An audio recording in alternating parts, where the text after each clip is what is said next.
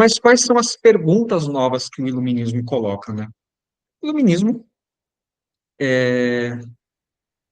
traz as perguntas novas em relação ao cristianismo, a Jesus e à cruz, a partir de duas perspectivas. Uma é das ciências naturais, e daí, à medida que as ciências naturais avançam e vão compreendendo os fenômenos que ocorrem na natureza, vão percebendo que não tem como fazer certos milagres que o texto bíblico relata que aconteceu. Nesse caso, não é um texto que fala, não é um texto do Evangelho, do Novo Testamento, mas do Antigo Testamento, em Josué ou em Juízo, acho que é em Josué, quando os hebreus ainda estão na luta para conquistar a terra de Canaã, e daí Deus faz com que o sol pare para que eles se adiantem e ganhem tempo e consigam fazer a batalha com o sol parado no céu. Isso, fisicamente, astronomicamente, é impossível de acontecer. Então, à medida que a ciência vai avançando e vai compreendendo como que o universo se comporta, começa, então, a colocar em dúvidas a historicidade dos milagres. Outra coisa, à medida que as ciências biológicas e as ciências médicas vão avançando, vão compreendendo que casos que no Evangelho são tratados como possessões demoníacas são ataques epiléticos ou outros tipos de condições neuropsíquicas, e que isso, então, já tira a historicidade do milagre e do exorcismo. Outra parte que faz com que leva a esses questionamentos é o próprio desenvolvimento do conceito de historicidade, que até a Idade Média a história era contar acontecimentos, e na medida que se contava esses acontecimentos, também se agregava significado e se agregava é, temas dentro do acontecimento, então não se narrava um acontecimento como uma pesquisa histórica, da forma como hoje nós compreendemos o que é histórico, né? Então, as pesquisas históricas também começam a colocar outras coisas em xeque. Por exemplo, o Novo Testamento é o cumprimento do Antigo Testamento, sendo que o Antigo Testamento ele é uma obra completa, uma obra em si. E daí a gente discutia lá no primeiro, no segundo encontro, né, dos textos de Isaías que falam do servo sofredor, e daí toda a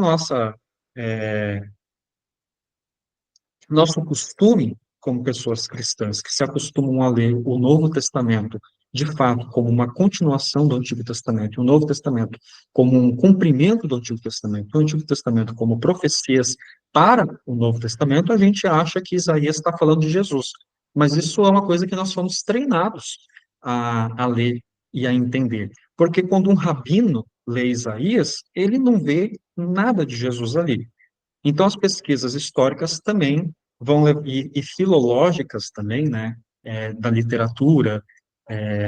vão levando a esse questionamento dessa ligação entre Novo e Antigo Testamento. E daí, ali nas três colunas, eu coloco, então, essas três grandes questões que se colocaram, né? Primeiro, da questão histórica, né, da continuação do Antigo Testamento para o Novo Testamento, depois, a questão dos milagres, e daí, já que os milagres não são acontecimentos sobrenaturais reais, então uma interpretação possível significaria buscar o significado moral daquele milagre, né? E daí eu coloco como exemplo ali a multiplicação dos pães. Cientificamente, a gente sabe que não é possível que pão comece a brotar do ar, como se fosse pipoca, estourando, e que, portanto, o milagre deve ter sido, então, um milagre moral, e não um milagre extraordinário, sobrenatural. Então, até pregações na igreja, pelo menos na igreja luterana, não vão fazer uma leitura fundamentalista e uma leitura literal do milagre da multiplicação dos pães, mas vai começar a interpretar, então, que ali houve, então, um, um momento em que as pessoas começaram a partilhar, e daí, a partir daquele ato inicial da criança, que leva os 5 pães e os 2 peixes, as outras pessoas começam a compartilhar também, e todo mundo come, todo mundo enche a barriga e ainda sobra comida. Ou seja, você deixa de interpretar o milagre de forma extraordinária, sobrenatural, e passa a interpretar de uma maneira mais subjetiva, mais moral. Só que a pergunta é, então, qual que é o excepcionalismo de Jesus, de outros profetas da época, ou de qualquer outro líder carismático de nosso tempo, como o padre Júlio Lancelotti, que também inspira a solidariedade, que também inspira esses milagres subjetivos e morais. Então, qual é a diferença entre Jesus e outros profetas que faria com que Jesus fosse alguma coisa especial em relação a todos os outros? E já que o assunto é duvidar da historicidade de milagres, aí a gente chega ao principal milagre de Jesus, que é a ressurreição. Como que um morto volta à vida? E daí, se você agora já não acredita na historicidade da ressurreição e passa a fazer outros tipos de interpretação a respeito da ressurreição, interpretações subjetivas, interpretações de ressignificação do evento histórico,